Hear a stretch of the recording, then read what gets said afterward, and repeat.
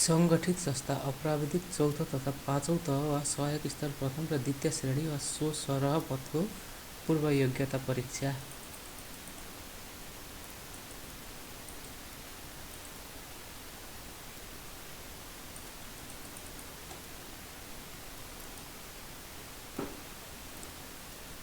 सामान्य ज्ञान, व्यवस्थापन, गणित र सेवा सम्बन्धी वस्तुगत प्रश्न। सार्वजनिक संस्थानको वार्षिक स्थिति समीक्षा 2083 बमोजिम हाल अस्तित्वमा रहेका कुल सार्वजनिक संस्थानको सङ्ख्या कति रहेको छ? 45 वटा। भूमध्य रेखालाई के पनि भनिन्छ? 0 डिग्री अक्षांश रेखा पनि भनिन्छ। नेपालको सबैभन्दा अग्लो हिमाल कुन हो? सबभन्दा अग्लो हिमाल चाहिँ सगरमाथा। नेपालको सबैभन्दा ठुलो ताल कुन हो? ठुलो ताल रारा ताल। जैविक विविधता भन्नाले के बुझिन्छ? जीव तथा वनस्पतिको विविधता।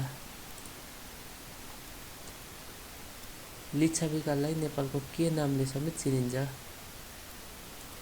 लिच्छविकालाई स्वर्णयुग पनि भनिन्थ्यो। सार्वजनिक संस्थानको वार्षिक स्थिति समीक्षा 2083 बमोजिम नाफा आर्जन गर्न सफल सार्वजनिक संस्थानको सङ्ख्या कति छ? अस्तित्वमा रहेको 45 भन्ने हो कि त्यो मध्ये 27 वटा नाफा आर्जन गर्न सफल छन्। नेपालमा कति स्थानीय तहहरू रहेका छन्? 753। जनकपुर मुख्य रूपमा कुन देवी देवतासँग सम्बन्धित तीर्थस्थल हो? जनकपुर भनेको त सीता भइहाल्नुभयो। नेपालको राष्ट्रिय गानका रचनाकार व्याकुल महिला। नेपालको सबैभन्दा ठुलो कृषि पेशा कुन हो? कृषि पेशा धान खेती। प्रति व्यक्ति आय कसरी निकालिन्छ? राष्ट्रिय आयलाई जनसङ्ख्याले भाग गरेर। बिओपीको पूरा रूप के हो? ब्यालेन्स अफ पेमेन्ट, शोधानन्तर स्थिति भनिन्छ नेपालीमा। नेपालको प्रमुख विप्रेषण आउने देश तलका मध्ये कुन हो? दिएको मध्ये त कतार। नेपालको 15औं योजनाको अवधि 15 होइन 16 हो।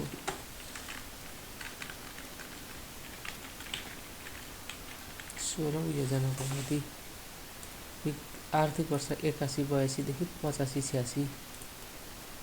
नेपालको संविधान, अहिलेको संविधान 2072 असोज 3 मा जारी भयो। नेपालको संविधानमा कति अनुसूची छन्? 9 अनुसूची। नेपालको संविधानको भाग 1 भनेको प्रारम्भिक। नेपालको न्यायपालिकाको सर्वोच्च निकाय सर्वोच्च अदालत, जसलाई अभिलेख अदालत पनि भनिन्छ। नेपालको निर्वाचनमा मताधिकारको उमेर 18 वर्ष। संयुक्त राष्ट्रसङ्घका हाल कति सदस्य राष्ट्र छन्? संयुक्त राष्ट्रसङ्घमा 193 सदस्य राष्ट्र छन्। र संयुक्त राष्ट्रसङ्घको सुरक्षा परिषदको स्थायी सदस्य कति छन्? युएनको स्थायी सदस्य 5 वटा। आसियानको मुख्य कार्यालय जाकर्ता, इन्डोनेसियाको जाकर्तामा। एडिपीको भनेको फिलिपिन्सको मनिलामा। साफ्टाको पूरा रूप south Asian free trade area. कम्प्युटरको स्थायी स्मृति कुन हो? ROM। 1 बाइट बराबर कति बिट हुन्छ? 8 बिट। WHO को मुख्यालय कहाँ छ? WHO भनेको जेनेभामा। भिटामिन सी को प्रमुख स्रोत, भिटामिन सी को प्रमुख स्रोत चाहिँ सुन्तला हो। इन्टरनेटको पूरा रूप इन्टरकनेक्टेड नेटवर्क। फाइल व्यवस्थापनको मुख्य उद्देश्य के हो? अभिलेख सुरक्षित राख्ने। कार्यालयमा टिप्पणीको उद्देश्य के हो? टिप्पणी भनेको निर्णयका लागि राय प्रस्तुत गर्ने। कार्यालयमा सर्कुलर किन जारी गरिन्छ? सबैलाई एउटै सूचना दिन। नेतृत्वको प्रभावकारी गुण, सबभन्दा प्रभावकारी गुण भनेको इमान्दारी हुनुपर्यो नेतृत्व। ई अफिसको मुख्य फाइदा समय र लागत बचत।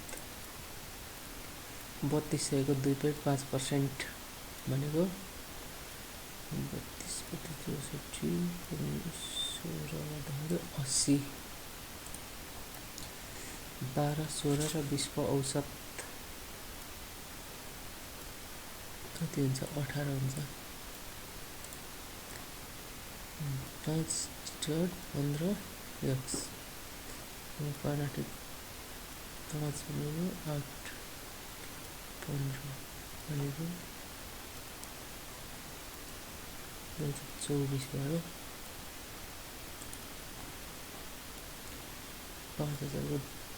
5000 को 10% ले 1 वर्षमा साधारण ब्याज 500 हुन्छ। 0.25% ले तल 100% मा बढ्दा तल 100 आउँदा 25% मा सार्वजनिक संस्थानको प्रमुख उद्देश्य भनेको सार्वजनिक सेवा प्रदान गर्नु हो।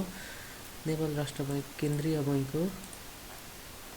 सेवनको पूरा रूप securities board of Nepal.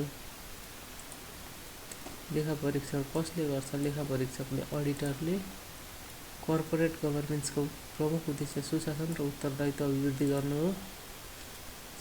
ब्रेकको bold, ब्रेकको synonym चाहिँ बोल्ड हो। इन्टरनेम रिचको इन्टरनेम पोर। हामी विद्यालय जानेछौँ भनेको भविष्यदर्शी हो, भविष्यकाल हो। यो सफलको त असफल भइहाल्यो, सजिलो क्वेसन छ। सोही सब्जेक्ट दे लाग्ने बित्तिकै आर आयो प्लेइङमा, दे आर प्लेइङ।